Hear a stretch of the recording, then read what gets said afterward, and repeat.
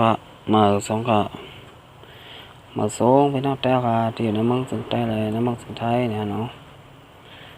ในวันที่28เดือนที่8ปี2019ค่ะข่าวยาม9:40ในถึงไทยทำกันได้เนี่ยเนาะมาพบมาญากันทางข่าวสายหยัดหนุ่มเนี่ยเนาะนี่ข่าวยามโตตันเนี่ยเนาะก็มาอบมาลาดลองการบัดการเมืองกันแท้งเนี่ยเนาะคำนี้ก็ข้อข่าวที่1เนี่ยเนาะซึกมันปล่อยหมักปักซ้ำมาเนาะตกใส่เนื้อบานเนี่ยเนาะคนบานตายกว่า1ก็บาดเจ็บ1ก็เนี่ยเนาะก็มาเรียบเห็นข่าวกับสำคัญเนี่ยเนาะเมื่อวันที่27เดือนที่8ปีอังกฤษ2019ค่ะซึกมันยื้อหมักลงปักซ้ำมาตกลงใส่เนื้อวันแต่จากหมักเตอใส่ก้นบานเลยลูกตาย1ก็เลยหมัดเจ็บ1ก็ซึกมันยื้อหมักลงตกใส่ตีเนื้อวันปันเซกาแหลงเซเวงกดขายเสมีก้นบานผมเม่2ก็เลยงาจากหมักเลยลูกตายทางตี1ก็เลยหมัดเจ็บ1ก็เมื่อวันที่26เดือนที่8ปี2019นั่นเข้ายามกลางค่ำ6:30นซึ่งมันตับคัดระยะ45ยื้อหมักลงปักซ้ำมาทั้งหมด7ลูกเสหมักลงตา6ลูกไหลตกใส่ตีเนื้อวันปานเสปอกหากาแหลงเจเวงกดไข่จึงได้ปอดห้องเสหมักแตกฟ่องใส่แม่นงาก้นบานผู้เม2ก็จือตาก้นเทไหลลูกตายทางตีและแม่นางจือยามาเทไหลงาหมัดเจ็บในเย้ามือพ้องนั่นอันเป็นตาก้นเทอายุ43ปีตึกอ่างเตไว้พาอยู่นั่นจากหมักลงอันตก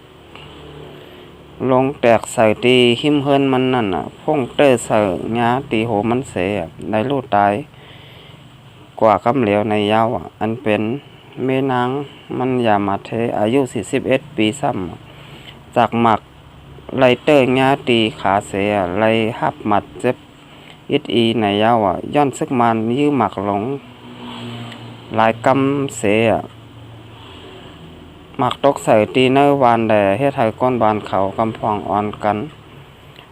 ตกใจโกเฮไลปลายแป๊บในลูกลิ้นในเย้าเนี่ยเนาะก็หลบปลายไว้ก่อนเย้าเนี่ยเนาะมีเสียงกองเสียงหมักเนี่ยเนาะ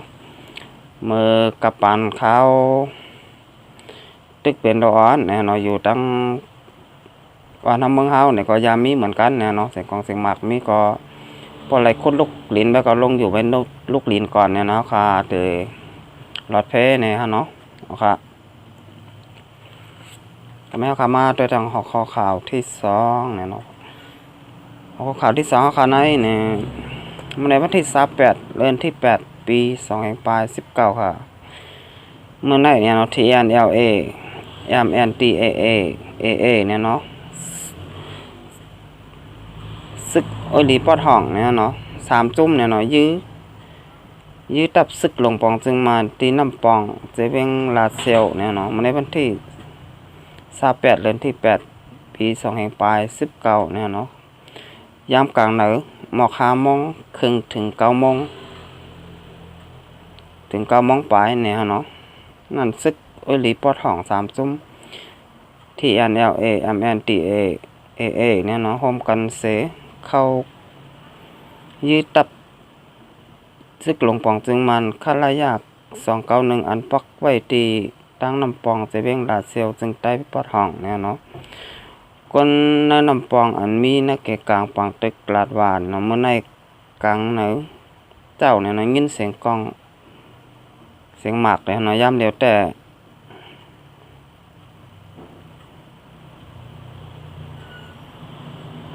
ได้ยินเสียงหมากก้อยเนี่ยเนาะหมากลงเจื้อนเขายื้อมานั่นตกใส่เนื้อตรงนาตั้งหมอกลงขานหมอกลงขานนั่นเนี่ยเนาะก้นบานเต ปลายกว่าตั้งน้ำเนี่ยเนาะอยู่ไว้ตกเจอ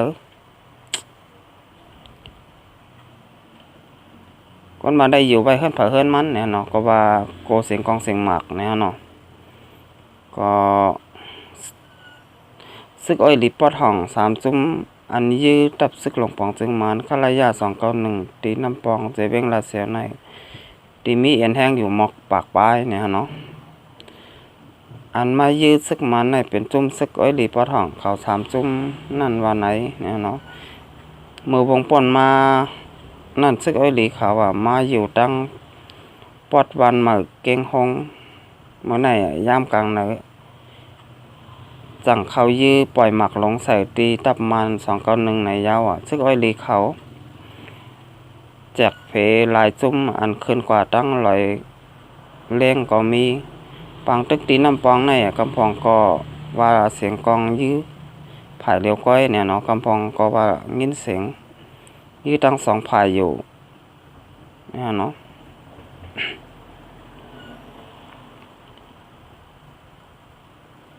ตีวัดเกียงน้ำปองตีวัดเกียงน้ำมาปอตานั่นก็ก้นบานหมักมือปลายเพซึกมาซ่อนไว้อยู่พองในเย้าเนี่ยเนาะมันในย่ามกลางไหนก้อยหนังเก่าเนี่ยที่โค31หลักวันนาตีนักเกกังเซียนบีกุนหลงญาย่าแล้วเนี่ยเนาะกา12ล้อกาใหญ่กาเล็กอ่ำจังคามกว่ามากันตึกคำไว้นับโห10ลำวันไหนเนี่ยเนาะก็เมื่อไหร่เนี่ยเนาะซึกจุ้มซึกอ้อยหลีปอดห้องเนี่ยเนาะที่ NLA MNDA แล้วก็ AA เนี่ยเนาะ3จุ้มเนี่ยเนาะปล่อยหมักลงค่ะเป็นน้องผู้ปันแทงปล่อยหมักลงใส่ติโคแทงยาวเนี่ยเนาะซึกอ้อยหลีปอดห้องในทำปล่อยหมักใส่โคลู่แล้วเนี่ยเนาะตับซึกหลงปองจึงมันทำปล่อยหมักใส่ในวันเนี่ยเนาะก้นบานซ้ำเลยลูกตายบาดเจ็บเนี่ยเนาะทางได้ซึก2จุ้มเนี่ยได้เป็นไว้พี่น้องกันเนี่ยเนาะซึกหลงปองจึงมันและซึกอ้อยหลีปอดห้องเนี่ยเนาะซึกอ้อยหลีปอดห้องในซ้ำเก็บปล่อยหมักใส่โคเนาะให้ได้โคลู่แล้วเนี่ยเนาะพี่น้องก้นวันก้นเมื่อค่ะได้ตกตั้งอย่าผุดขานใจเหมือนกันเนี่ยเนาะแต่กว่าก็ไรแต่มากก็ไรเนี่ยเนาะซึกมันทำปล่อยหมักใส่ในวันในเยในขึ้นในเยปนเนี่ยเนาะก็คนวันก็เลยบาดเจ็บลูกตายเนี่ยเนาะก็มาตั้งหนำเย้าเนี่ยเนาะเป็นอันดีข้อขมจอมเต้ๆเนี่ยเนาะเป็นน้องแต้วค่ะที่อยู่ในเมืองสันดอยจึงใต้เนี่ยเนาะต้องมาตกข่ายอยากผุดจอมเนี่ยเนาะซึกมึกเลิงฮะซึกมึกเลิงตีอยู่ในเมืองสันดอยจึงใต้ค่ะในมีตั้งน้ำเนี่ยเนาะซึกกันดีก็มีตับซึกจึงใต้ค่ะเนี่ยเนาะเขาเขียวเขาลายเนี่ยเนาะมันต้องซึกที่กันเป็นซึกตีจะเลยผมไม่พี่น้องก้นเมืองเนี่ยเนาะเอาค่ะกำเนิดข่าวมาด้วยทางข่าวข้อที่3เนี่ยเนาะข่าวข้อที่3ในเนี่ยเนาะได้ว่าเป็นข่าวลีตาพี่น้องแต้วค่ะเนี่ยตีเปิดมุงมองมาเนี่ยเนาะก็มุงมองเจ้าเงินล้าเนี่ยบัดไหวก็เต็มหมดกันแทงเย้าเนี่ยเนาะวัดอันนี้ทำงานก็เต็มหมดเนี่ยเนาะบิซ่าเขาค่ะก็เต็มหมดเย้าเนี่ยเนาะกับนันแดนเนี่ยแหละออนกันเป้ามุงมองอยู่ข้างเผยข้างมันเนี่ยเนาะว่าจะเป็นเจ้งหื้อเนี่ยเนาะเพราะว่ามือป่นมาป่นก็ออกข่าวว่าเตต่อบิซ่าปันทาง2 ปีเนี่ยเนาะแต่อยู่ในเมืองไทยแล้วทั้ง2 ปีโลไลออกมือต่อตีเมืองมันเนี่ยเนาะตีสังวาไรมือต่อเมืองมันเนี่ยก็เตตุกข่ายอยากผลการจ่ายทางยาวเนี่ยเนาะเสียเงินเสียงต้องแทงตั้งน้ำเนี่ยเนาะเมื่อไหร่เนี่ยเนาะวันที่28เดือนที่8ปี2019ค่ะเมื่อไหร่ก็เนี่ยแต่มีข่าวลีมาลาดเนี่ยเนาะข่าวลีเจ้งหื้อเนี่ยพ้องยามมือแล้วเนี่ยเนาะเป็นก็นำเข้าตีประชุมคณะรัฐมนตรีเนี่ยเนาะก็เห็นชอบอย่างเนี่ยเนาะเห็นชอบตาเตต่อบันบิซ่าเนี่ยเนาะพี่น้องแห่งการยานเมื่อคาเนี่ยเนาะ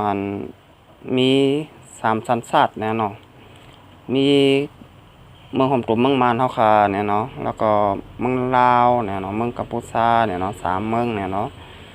คนงานทั้งหมดก็มีอยู่2 ล้านปลายเนี่ยฮะเนาะมี2 ล้านปลายค่ะก็ไม่มีข่าวลีก็มีข่าวให้เนี่ยฮะเนาะข่าวลีก็เมื่อป้อนมาเนี่ยเนาะเฮาค่ะต่อวีซ่ากำหนึ่งเนี่ยเนาะราย2 ปีเนี่ยเนาะเฮาค่ะก็อยู่เศร้ากินสายเนี่ยเนาะอยู่เปรียวกินเปรียวไว้นะเนาะต่อ1 กำก็อยู่ราย2 ปีเนี่ยเนาะอยู่รายก็ว่าหึงอยู่ฮะเนาะ2 ปีเนี่ยเนาะก็ไม่ซ้ำเปิ้นได้ตอบบันปอกำในเนี่ยได้ตอบบันปีเลียวก้อยเนี่ยฮะเนาะตอนปีเลียวก้อยเนี่ยพอตอนปีเลียวเนี่ยก็ข้าวยามมันก็ไว้เต้เนี่ยฮะเนาะอยู่2 ปีเนี่ยเดี๋ยวเลยต่อวีซ่า2 ปอกนะฮะเนาะเดี๋ยวเลยต่อ2 ปอกค่ะเมื่อป้อนมาเนี่ยเฮาขาเลยต่อ1 ปอกราย2 ปีเนี่ยฮะเนาะแต่ก็ไม่ได้บ่ได้มาต่อวัน2 ปีเนี่ยเดี๋ยวเลยต่อ2 ปอกนะฮะเนาะเอานะคะข่าวให้นะฮะเนาะข่าวลีแต่ก็เฮาคามต้องไล่หลูเมื่อต่อขึ้นตีเมืองมานเนี่ยฮะเนาะแต่ข่าวให้ซ้ำวีซ่ามันเนี่ยเนาะบ่ได้ต่อวัน1 ปอกราย1 ปีก้อยเนี่ยฮะเนาะเอานั่นค่ะเฮาค่ะก็สังเฮาค่ะมาเลยเพียนต้อยเนี่ยเนาะการอยู่การกินอยู่แถวในเมืองถึงไทยก็เรียกได้ว่าอยู่หยาบกว่าทางนิดนึงยาวเนี่ยฮะเนาะก็ว่าวีซ่าก็ติดต่อราย1 ปี1 ปอกก้อยเนี่ยฮะเนาะจังมาติป่นมาเนี่ยเนาะเฮาค่ะมาเลยเพียนต้อยเนี่ยเนาะมือเฮ็ดพาสปอร์ตใหม่ๆเนี่ยเนาะมันได้อยู่6 ปีเนี่ยฮะเนาะเฮาค่ะเฮ็ดวัดก็มันตั้งสุดเป็นสีแดงเนี่ยฮะเนาะเป็นสีแดงแล้วก็มาสีโมงเนี่ยฮะเนาะสีโมงแล้วก็มาสีเขียวเนี่ยฮะเนาะสีเขียวก็มีสีเหลืองก็มีเนี่ยเนาะสีเขียวสีอ้ายเนี่ยเนาะอันนี้มันก็เลยเฮาค่ะเฮ็ดปอกกำไรเนี่ยฮะเนาะสีเขียวก็ได้4 ปีก้อยเนี่ยเนาะสีเหลืองก็4 ปีเหมือนกันค่ะก็ไม่ซ้ำเป็นแจ้งหือเนี่ยเฮาค่ะมาเรียบเพียนต้อยทางเมียวนึงเนี่ยเนาะมันจังว่าใบขับขี่เนี่ยเนาะใบขับขี่ในเมืองต่างเฮาค่ะราย5 ปีเนี่ยเนาะก็ต่อ1 ปอกเนี่ยเนาะ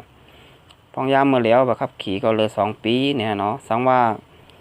วีซ่าเฮาค่ะราย1 ปีนั่นเนี่ยซ้ำแต่เป็นจื้อมาทางนั่นนะฮะเนาะก็เป็นอันบ่นหยาบซ้อมเต้เนี่ยเนาะกำบักขับขี่ก็1 ปี1 ปอกเนี่ยแต่ก็หยาบใจไว้นิดนึงเนี่ยเนาะพี่น้องแต่ค่ะจะอยู่ในเมืองถึงไทยเนี่ยเนาะเอาค่ะตำรวจโซดเนี่ยเนาะก็ย้อนภาพพี่น้องค่ะเนี่ยเนาะช่วยติดตามปันแห้งเนี่ยเนาะปันช่อง YouTube ข่าวใจหยัดหนุ่มเนี่ยเนาะเพราะเป็นแห้งใจปันข้าวใจหยัดหนุ่มเนี่ยเนาะให้เพราะอะไร